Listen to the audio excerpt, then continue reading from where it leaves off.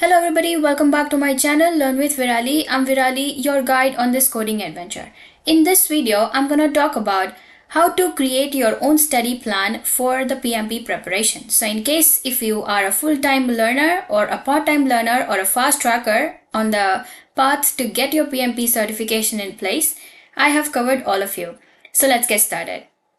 So in the first step, I would like to talk about how you can assess your strength and weakness while preparing for your PMP exam.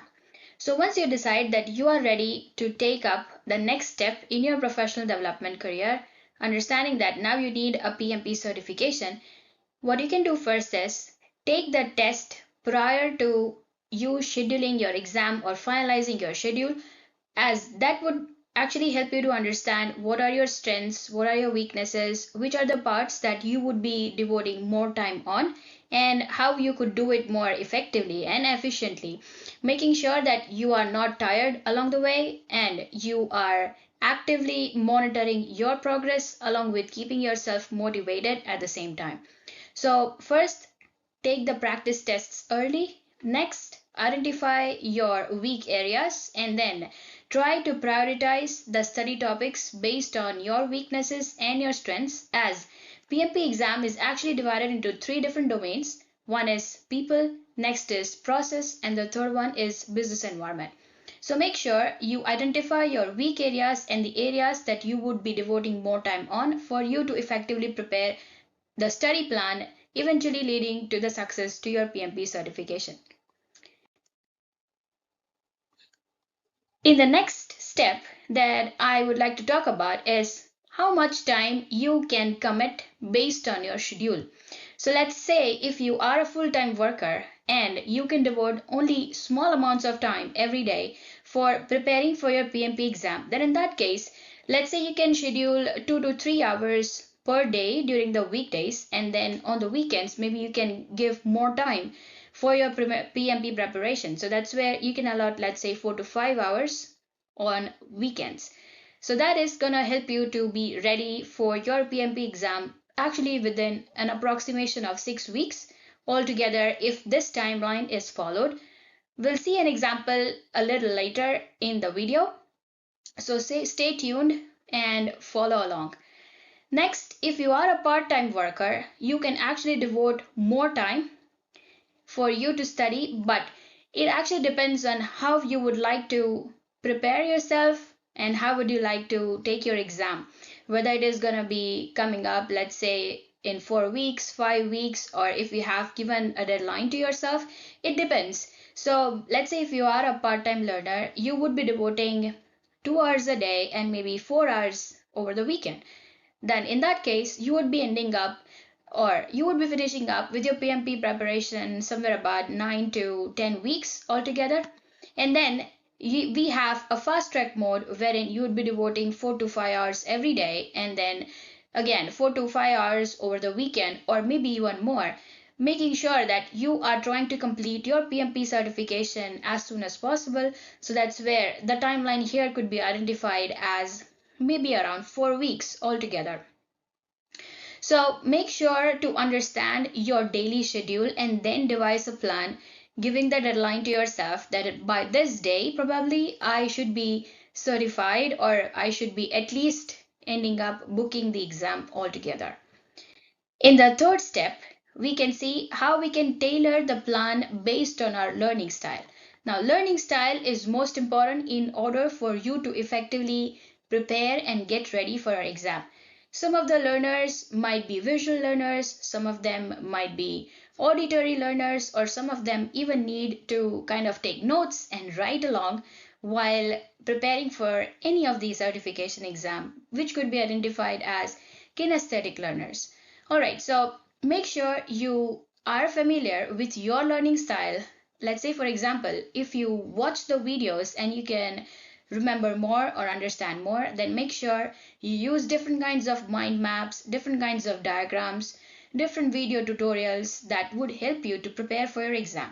But if you are an auditory learner, that's where you can go look up for different podcasts which are meant for the PMP exam preparation. Certain audiobooks are also available for you to prepare for your PMP exam. Or maybe you can watch the recorded lectures, helping you to prepare in your own style of being an auditory learner.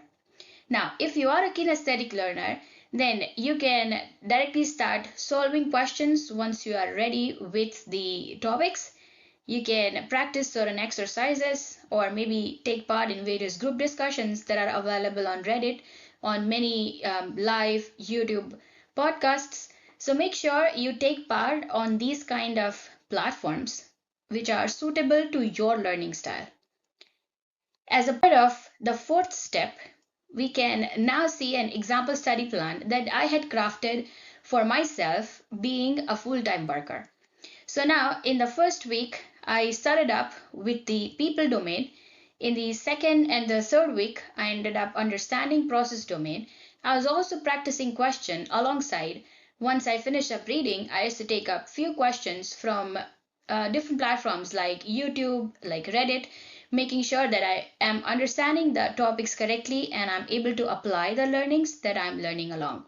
So in the week 4, I started up with the business environment domain, and in week 5, moved on with agile practices and review. Again, week 6 was the final review and exam simulation practice that I had done, as this practice actually helped me out to be ready for the actual exam, as I was able to simulate the same environment at home, though I ended up taking the exam at the test center. But this is the study plan that I had followed, approximately more or less finishing it up in a matter of 4 weeks. So even if you are a full-time worker, you can also finish up the same in a matter of 4 to 6 weeks, giving yourself enough time to practice, to grasp the topics and get ready. All right.